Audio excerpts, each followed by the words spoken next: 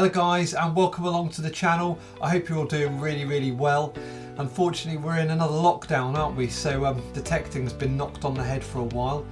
So failing that, I thought I'd do some crafty type videos. As you've probably seen, I've been doing this storage detector area, the ultimate version of. I've decided I want to do a worktop on there, which is going to be resin and have pre-decimal coins and maybe some other bits in it, but at the moment I'm thinking pre-decimal coins along the surface, and it's quite a big, probably about a metre or so wide sort of worktop. However, I've never worked with resin before. I've watched plenty of YouTube videos and I'm ready to give it a go, but today I'm going to do a little practice run. I'm going to start by making a tea coaster for your cups out of resin, just a little attempt, maybe a few coins in there, and do some coin cleaning even as well. So I've got an area set up around the corner there with all the bits ready to go and a solid plan hopefully to follow. So less talking from me and more getting crafty. We've got some of this Dine epoxide hards. I assume it's German, made in Germany, there we go. So you've got the hardener on the left there and the epoxy resin itself on the right. No idea what I'm doing with it, but there is an instruction manual. We've got a little swizzle stick there for mixing the resin. We've got some pre-decimals, a few there I've cleaned up, some have been very kindly donated. I shan't be sticking silver ones in there. As much as they will look fantastic, I don't think they should go into a coaster that I may fluff up. A little bit of scrap card for when I put the epoxy stick down. This is going to be my mould. I don't know if this is a good or bad idea, but it's certainly the right size, and it'll be able to hold the resin in there. I've already marked a line there on that little mixing cup. That's the exact amount of resin that I would require in there just to put a thin layer in.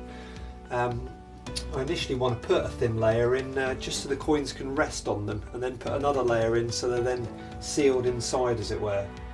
Some safety gloves, bits for the Dremel, little polishing head on the Dremel there. These are little fibre tips that you can buy. Other tips are available, and indeed other rotary tools are as well. But that's what I'm looking at doing today.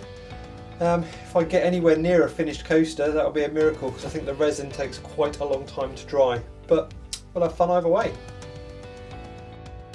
Right, so I'm going to start with this measuring cup. So first line will be the hardener and the second line will be the resin, because it needs to be about 50 to 100 ratio hardener to resin. So I reckon because of the widening of the cup and everything, I know it's not precise, but that's what I'm going to go with, and that should be enough to do my first layer.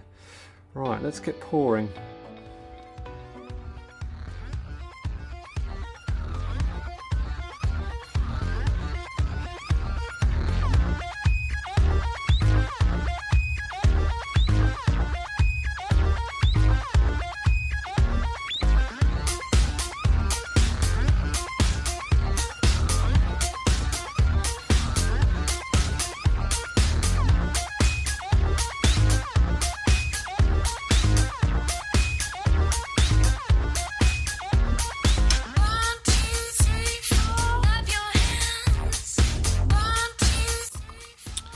Right, that's now been mixed for 3 minutes as per the instruction manual.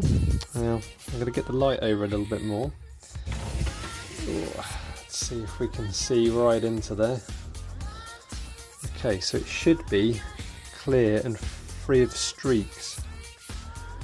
I'm not sure I can see streaks given as a white cup, but I can certainly see the bubbles.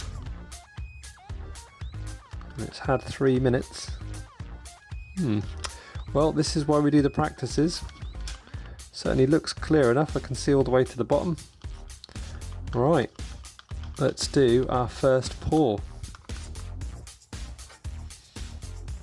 So here it is. This is going to be the size of the coaster. Now this stuff can only be poured in 10mm layers, that's 1 centimetre.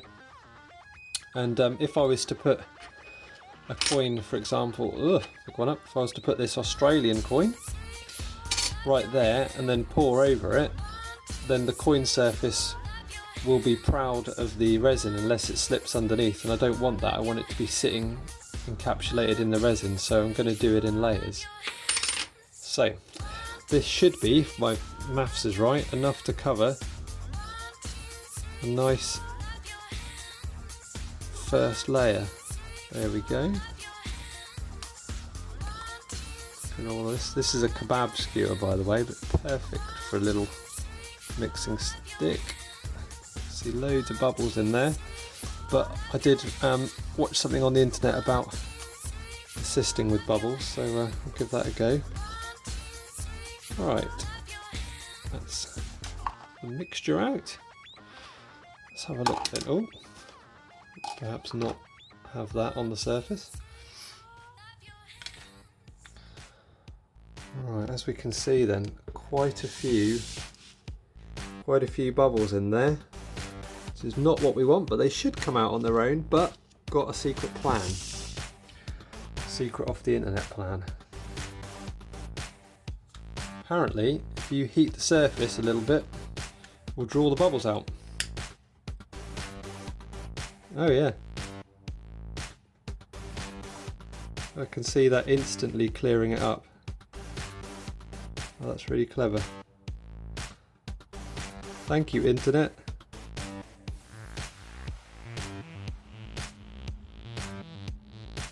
Oh wow, that makes a massive difference.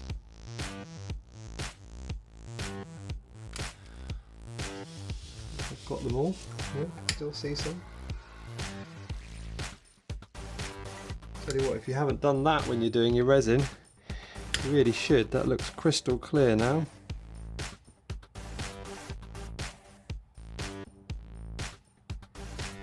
Gosh, I can imagine scaling this up to a table. I'm going to need something a bit more significant than this flame. Right, that needs to be left now for quite some hours, about 6 to 8 hours unfortunately.